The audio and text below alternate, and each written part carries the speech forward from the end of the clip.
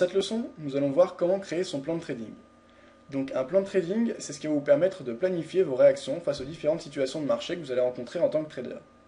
C'est-à-dire que ça va allier tout ce qu'on a vu précédemment, à savoir un plan de gestion du risque, donc un plan money management précis, quel pourcentage maximum je vais risquer sur chaque trade, quel pourcentage de mon capital maximum je vais risquer sur chaque trade, quelle sera la taille de mes positions, comment je vais définir mes stop loss, mes take profit, comment je vais définir mes points d'entrée, comment je vais définir mes points de sortie, euh, quel type d'analyse je vais privilégier par rapport aux autres, est-ce que ce sera l'analyse technique, l'analyse fondamentale, l'analyse psychologique, quelle part d'émotion et d'instinct je vais laisser dans mes trades, comment je vais les encadrer, etc. etc. Quels seront aussi les critères qui feront que je ne vais pas trader, etc., etc. Donc moi pour cette leçon j'ai choisi d'appliquer une stratégie de suivi de tendance.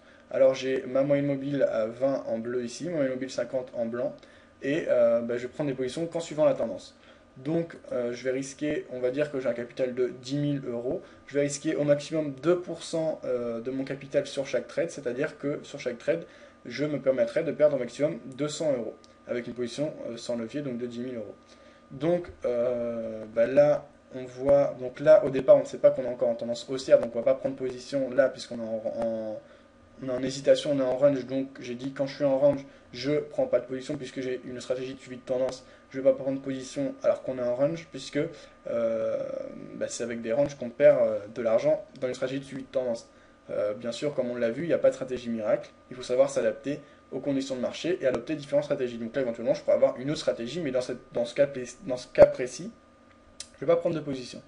Donc ensuite, j'ai la tendance haussière qui se dessine. J'ai un autre croisement à la hausse dans la tendance. Cette fois, je vais pouvoir prendre position. Et je vais me dire que je vais mettre mon stop loss à... Donc je dis que je risque au maximum 200 euros. Donc ça va être environ 250 pips sur la paire euro-dollar. Donc je vais avoir mon stop loss à 250 pips. Et pour respecter un ratio intéressant dans une stratégie de suivi de tendance, je vais mettre mon objectif 2 fois plus grand que mon stop loss. Donc un objectif à 500 pips.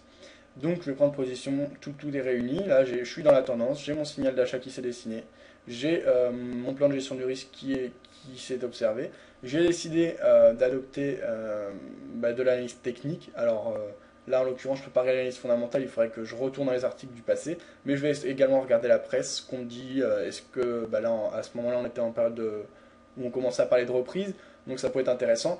Tous les éléments coïncident. Là, j'ai respecté mes différents critères nécessaires pour ouvrir une position. Je prends ma position, je me protège avec mes stop loss, mes take profit. Tout est ok, mon trade part, hop, je sors puisque j'ai touché mon take profit. J'ai respecté mon plan de trading. Un autre plan de trading, ça peut être aussi de se dire, bon je mets mon stop loss à 250 pips et puis je sors quand la moyenne mobile bleue coupe à la baisse la moyenne mobile blanche, donc quand ma moyenne mobile 20 recoupe ma moyenne mobile 50. Là, en l'occurrence, ça aurait été très positif puisqu'on a une belle tendance haussière. Ce ne sera pas toujours le cas. Des fois, ça amènera des pertes alors qu'on aurait pu gagner avec des take profits fixes. Comme d'habitude, pas de stratégie miracle.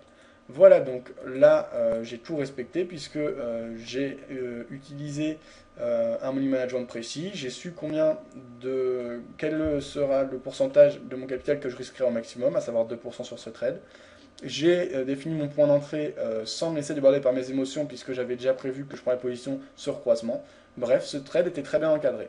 En revanche, un trader qui va trader en se laissant sans plan de trading et donc en se fiant uniquement à son instinct et à ses émotions, il va se dire je vais utiliser l'analyse technique quand même pour fixer mon point d'entrée. Là, je rentre, je gagne un peu. Hop, il y a une bougie rouge, je vais couper là parce que sinon je vais reperdre mon gain. Hop, il aura gagné presque rien et sur le prochain trade, il va regretter puisque ça va gagner. Il va se dire par exemple, maintenant que ça a autant monté, je vais peut-être anticiper la baisse, comme ça je vais pouvoir regagner ce que j'aurais dû gagner à ce trade si j'aurais respecté ce que je m'étais dit au départ, hop, et puis finalement ça va monter, il va perdre. Bref, si on se laisse déborder par ses émotions, ça va très vite et à long terme c'est forcément négatif. Donc c'est mauvais pour le compte, ça peut même le vider. Bien souvent, hein, c'est comme ça que ça finit, les traders qui n'ont pas de plan de trading. Donc le plan de trading est vraiment un élément essentiel, primordial, en fait c'est ce qui doit être fait avant toute chose, avant de commencer en réel. Il faut vraiment que vous sachiez ce que vous allez faire. C'est comme un business plan, hein. Quand on lance une entreprise, on prévoit ce qu'on va faire dans chaque situation, comment on va gérer si ça se passe bien, comment on va gérer si ça se passe mal. On a des ressources à l'avance, on sait comment anticiper certaines choses, etc. Le plan de trading, c'est exactement ça. Donc à vous d'allier une stratégie précise, qui peut être psychologique, technique ou fondamentale, avec une gestion du risque et diverses autres facteurs, comme le fait de ne pas trader quand on a une situation qui se présente comme le range, comme on a vu au début de cette analyse, etc. etc. Si vous avez des questions, n'hésitez pas à nous contacter par le chat ou le forum, comme d'habitude. Et puis je vous invite à lire la suite de cette fiche en dessous. Voilà, bonne journée à tous, et à bientôt.